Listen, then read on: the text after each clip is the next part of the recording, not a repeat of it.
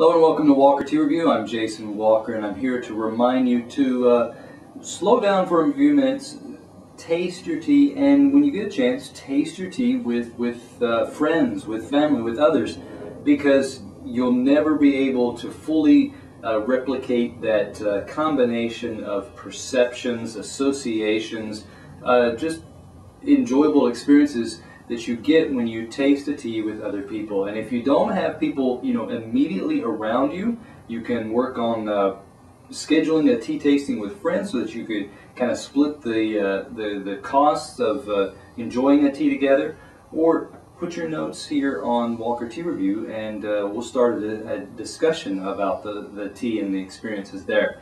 We're going to be looking at a black tea today. This is actually directly from the estate. So there's not going to be a lot of information to tell about the company that's providing this tea, but I'll go into that in just a moment.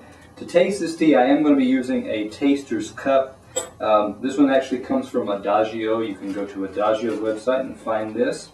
But I'm going to get out my regular old everyday cheap use teaspoon here, get out a scoop, and it's going to be enough. My goal is to cover the bottom of this is about I believe it's about 4 ounce size here, 3 to 4 ounces. And when I kind of shake that around and smooth it out, you don't really see the bottom of my cup anymore, so that's a good amount. Let me set this over to the side so that it doesn't spill. You notice there's no brand or label on that because, like I said, this comes from the estate. Now, I took my water to a full rolling boil, and it's been cooling for a minute and a half or so.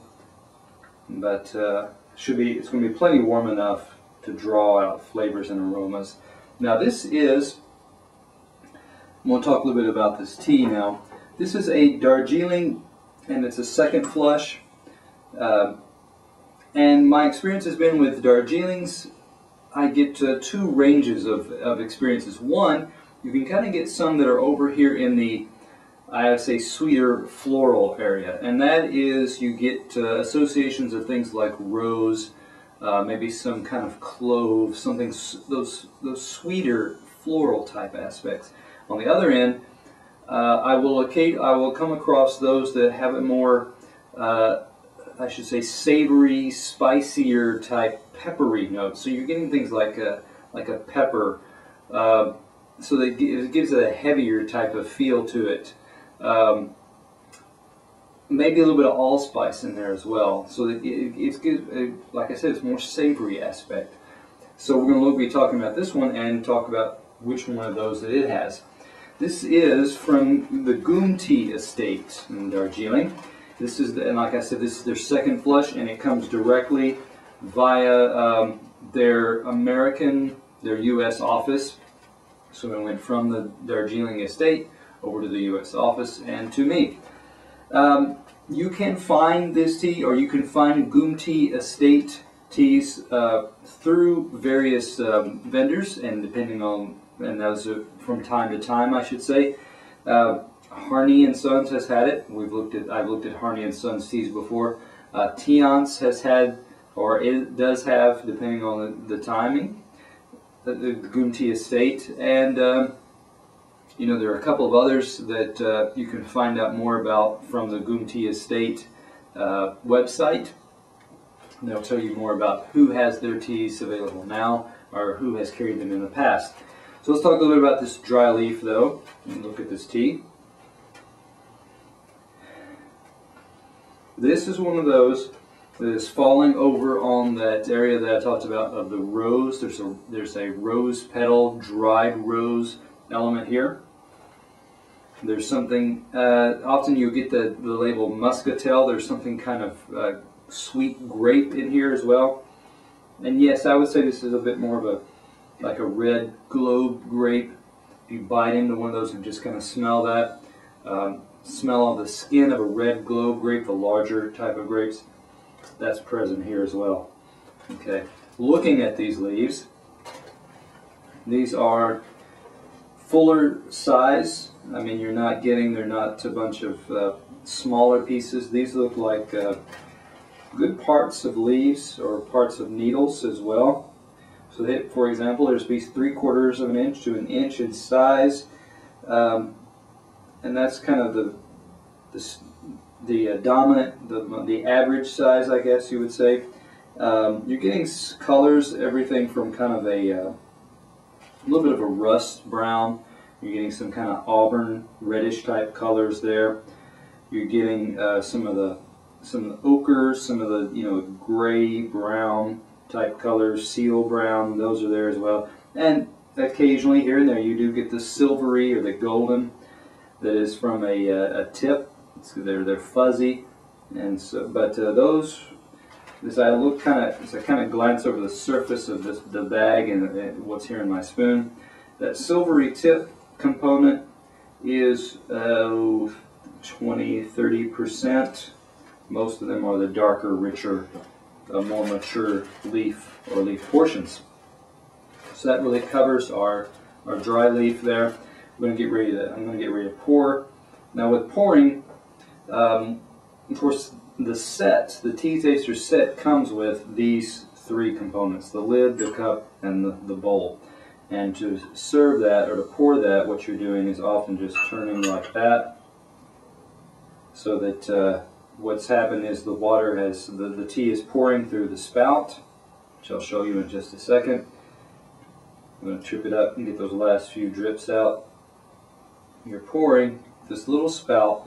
And I generally add enough water when I'm steeping the tea to do just about 1/4 of an inch below that little spout there.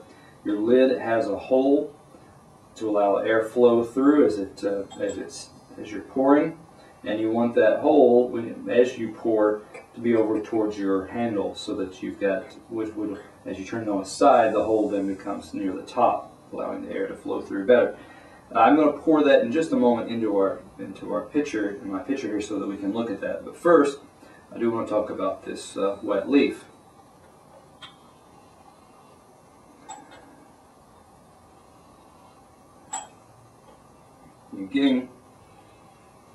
You're getting more of the baked, jammy, apricot type notes. Something says roasted or roasted apricot, baked apricot. It's coming out here. It's fruity, lightly tangy.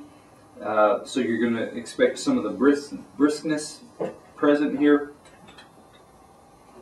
So those are nice elements that are there. Let's go ahead and give it a shake. Get those leaf portions to rest on the lid there, and look at those for a moment. While you had a lot of the ochre, the auburn type colors there in the dry leaf, your portions have lightened up, I should say. You have olive drab colors here. You have some more, again, auburn type colors, rust red type colors. You see portions of leaves. Some look like tips or needles, very fine, wrapped, very tender pieces there. But again, not whole leaf sections, leaf portions here. A little bit of branch, or I should say stem, that comes just below the edge of the bottom of the leaf there, occasionally here and there. So that really covers our our wet leaf rather.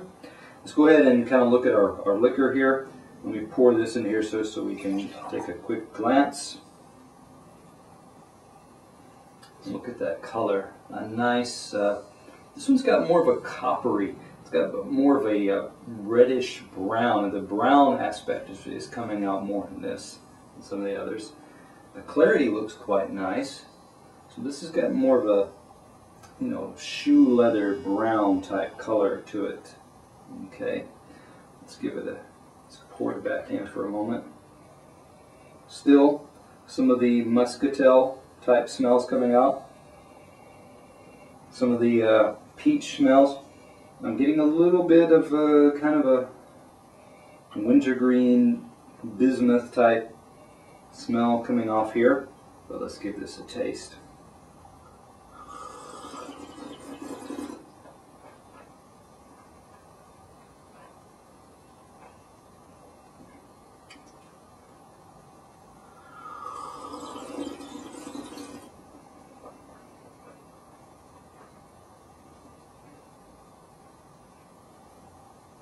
Now, you do have some of the rose, the red globe grape, that muscatel type character, but it's not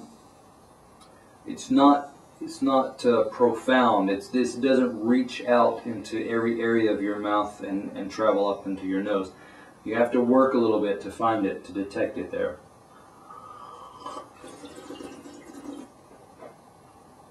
It's not the most muscatel. Later on, you do get a little bit of that bismuth, menthol type component there. So it gives it a kind of a cooling wintergreen type aspect. Briskness, let's talk about that for a moment.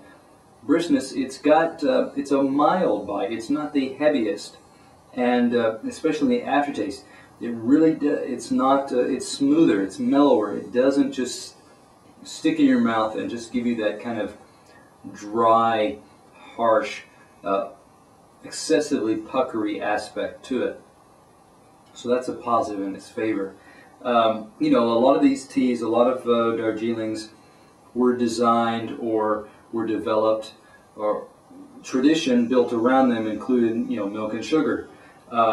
This one would be one that you would probably need less of the milk and sugar, because it's not so profound. It's not so outstanding. It doesn't really scream out, you know, tone me down kind of thing.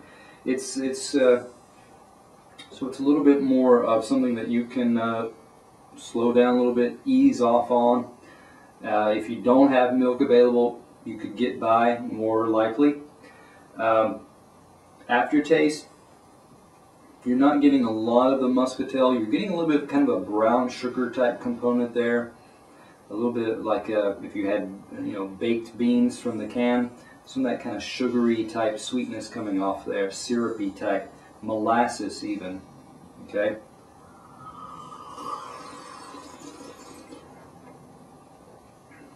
As it cools, it does build up a little bit more, and that's what I'm getting here. A little bit more of that menthol / bismuth. There's something just kind of cooling wintergreen about it there. So looking at this tea as a whole, I would probably give this tea an 88. It had, like I said, it's got a range, a complexity there. It displays some of the characteristics. It's not overly harsh. It's not overly astringent or bitter. So it would need less of that taming that milk and sugar can bring. While on the other hand, the aftertaste does have some characteristic there. It's not overly harsh, puckery, and bitter, and it does have a brown, like I said, that brown sugar molasses type sweetness in the back as well. So that's nice, something to kind of a pleasant lingering that's taking place. So come back to Walker Tea Review, where you can share your notes, share your experiences, and start a discussion about the the nuances of the exploration and the enjoyment of tea.